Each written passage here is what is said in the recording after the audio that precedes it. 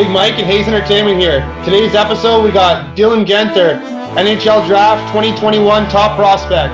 Rookie of the Year in the dub. If you like what we're doing, hit the subscribe button. Woo!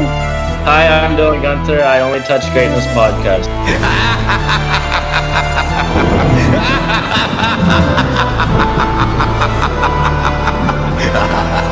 Hayes Entertainment exclusive.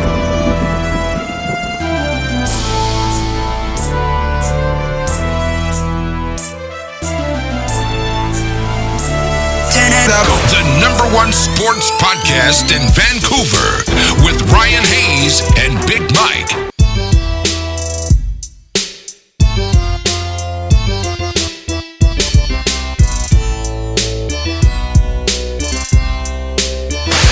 Ryan Hayes and Big Mike. I Only Touch Greatness podcast.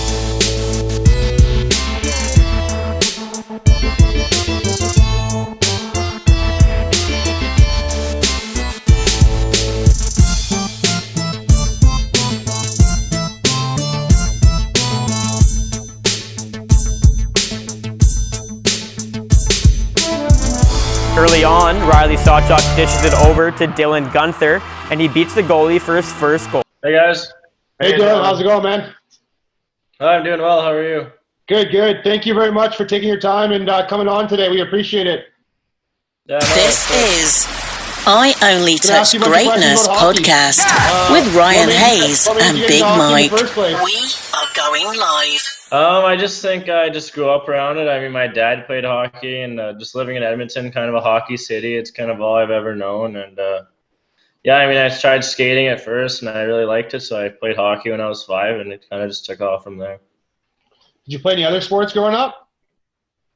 Yeah, I played soccer a lot when I was younger, and now I golf quite often. So those are kind of the two main sports I played. Did you have a favorite jersey number and why? Yeah, like right now I like 11. Growing up, my first number was 8. I always wore 8, and then one tournament, Alberta Winter Games, we didn't get to pick our number, so I got picked 11. I had a good tournament, so I kind of just stuck with that, and I like the way it looks. Yeah, you might as well stick with it now. Any nicknames? Yeah. Yeah, the guys around the room call me Gunner. I mean, that's kind of the main one I've got, and I like it, so. Who do you mirror your game after or try and play like? I think a bit like Mark Scheifele or Tyler Seguin. I think they're like right-hand. They both play center, and I mostly play the wing. But I think just similar skating styles and style of play, I think, most likely relates to them. I definitely like Tyler Seguin. Yeah, do you have any Sorry, go ahead. Yeah, I think that one is pretty close. Yeah. Do you have any pregame meals or rituals? Not really. I'm not too much of a superstitious guy. I mean, I kind of just go with the flow, and I eat whatever the team kind of gives us there. So, but if I'm at home, I'll have like spaghetti with like a meat sauce or something. So what's the feeling of being drafted first overall in 2018 to the Oil Kings of the WHL? And must be nice to stay close to home. Take me back to that day. Yeah, no, that was a super exciting day. I mean, obviously, I had no idea where I was going. I mean, I feel like that draft was pretty open, and a lot of players could have went first. But, yeah, when the draft happened, I was in Philadelphia playing in a World Selects tournament with a lot of the other top prospects like Cole Sillinger and a lot of good other players. So seeing my name called first was super exciting. I was in the hotel room with my mom, and yeah, we were just ecstatic, so it was really cool. Awesome. What was the biggest jump for you to the WHL? I just think the size of the players and the age gap. I think 1 or 2 years of development is a big difference, and I think just adjusting to that and adjusting to how physical and strong they are. I mean, I'm not the strongest of guys, so I really have to work my way around that and just be smart on the ice. What would you say your favorite movie is? Favorite movie. I like Adam Sandler. He's funny. I like Grown Ups as a classic. I mean, I've seen it hundreds of times probably, and I just love that movie. You represented Canada at the U17s. Describe that feeling putting on that jersey, and also congrats on being named to the U18 team.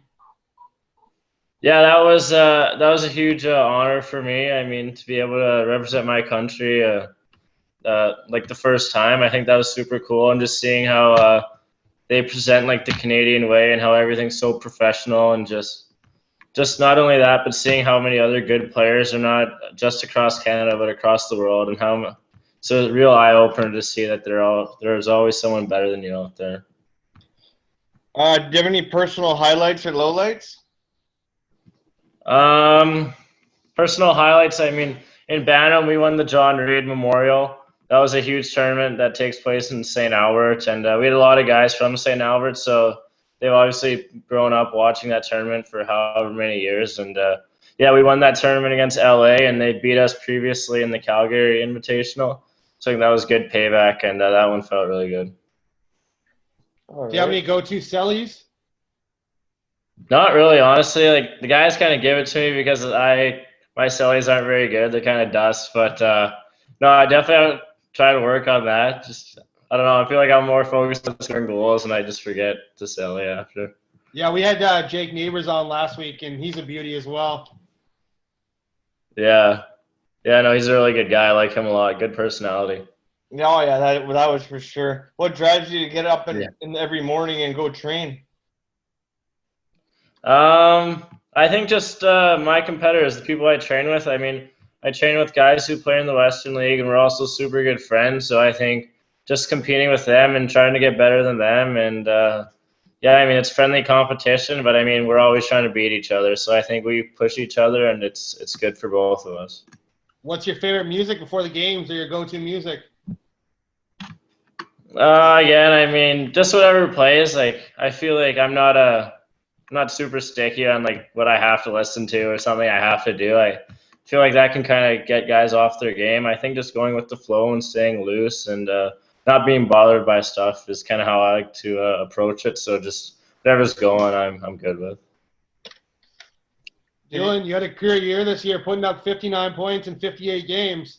What would you say the biggest changes or differences were from the year before? Probably speed and size, like from my previous Western league or in my midget season? Western League. Oh, I just think just getting more familiar with the players. I mean, I think my 15-year-old year was a good time for me to create some friendships and bonds with other guys. So when I was going into my 16-year-old season, I was more familiar and knew the guys. And then just gelling with them like on the ice, I think Jake, Riley, and we really gelled together. We all brought something different to the table, which I think helped us all. Named Rookie of the Year, too, claiming the Jim Piggott Trophy. That's a crazy accomplishment, and congratulations, man. Pretty nice list to be up there with. I mean, with Ryan Nugent-Hopkins and Braden Shen, Seth Jones, Sam Reinhart, Matt Dumba, just to name a few. Yeah, I think that was super cool. I mean, it's nice. Obviously, I put in a ton of work over the years, and there's a ton of good players that were deserving of the award and lots of good talent. But it's nice to kind of get recognized for the hard work that you've put in and just to keep striving to move forward and get better. Do you have a favorite sports franchise? I mean, I don't want to say the Oilers just because they're a hometown team, but I definitely end up watching the Oilers most. I watch the Blue Jays too, and the Raptors when they went to their playoff runs. So that was pretty cool. So just some of those hometown teams. That's good. You keep it the Canadian way. Yeah, right. What was it like getting your first hattie against Winnipeg in the first period? Yeah, that was definitely a different game. It was an earlier game, and there was kids from all the schools that came out to watch. So I mean, it was a packed crowd, super loud in there with all the screaming and yelling. And I don't know, we got a couple early, and we just kept going. So that game was really good, and it felt good. Was it a 10-1 final or something? Yeah, 10-1. Wow. You guys had a good squad this year. Jake Neighbors, Matt Robertson, Josh Williams, Cutter Sauch, Riley Sawchuk, obviously just to name a few. It would have been nice to see where you guys could have went. Yeah, I mean, it's definitely disappointing that we didn't get to finish the season. I think our team, we really just got better every day. I think we all had that mindset of getting better, and I think when the team gets better, the individual does too, because we're pushing each other in practice, we're battling hard. So I think we just kept taking steps forward, and we were definitely disappointed to see the season come to an end, but we hope to come back stronger than ever next season. What qualities do you think make a good teammate, a good captain?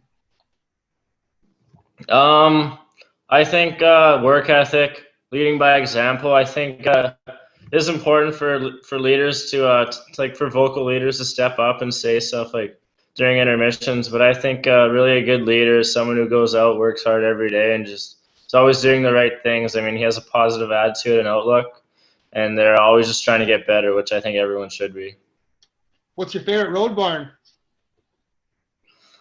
I was actually we were discussing this with the guys like I train with, and I like playing at home. I love playing at home, but like Vancouver's rink, we had a good game there, and their rink was buzzing, and I really liked that. That was a good game.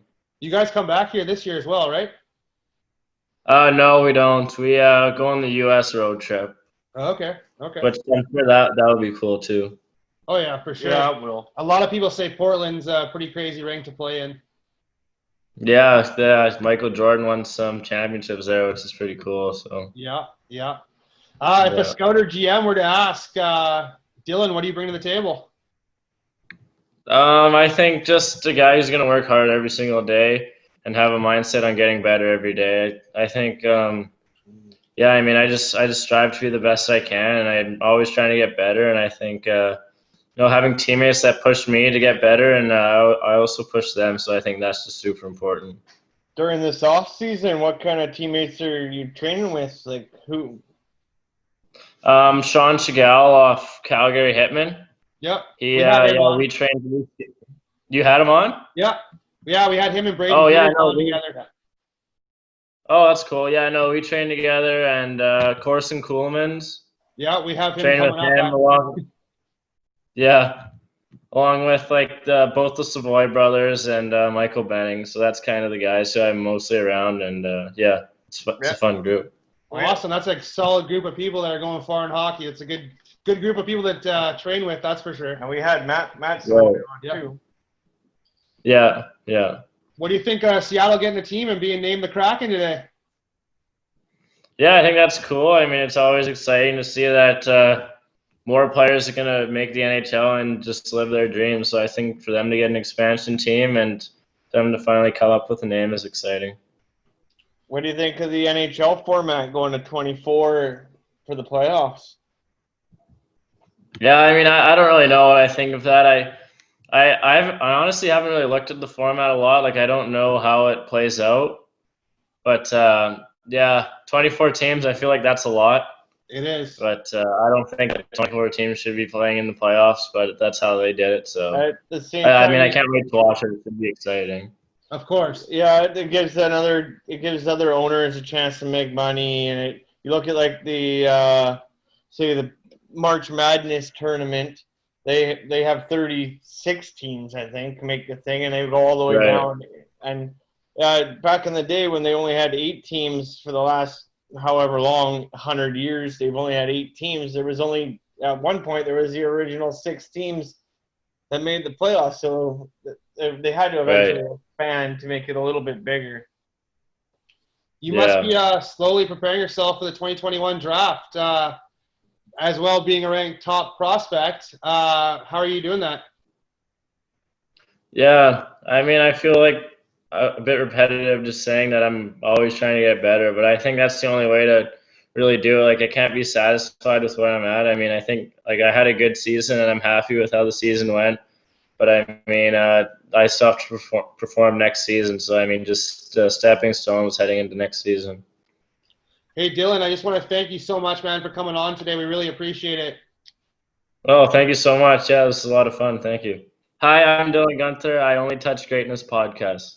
Thank you very much, bud. Appreciate it. Thank you. Awesome. Thank you so much. Take care, man. Good luck this year. Yeah, we look forward to being a fan of you. Yeah.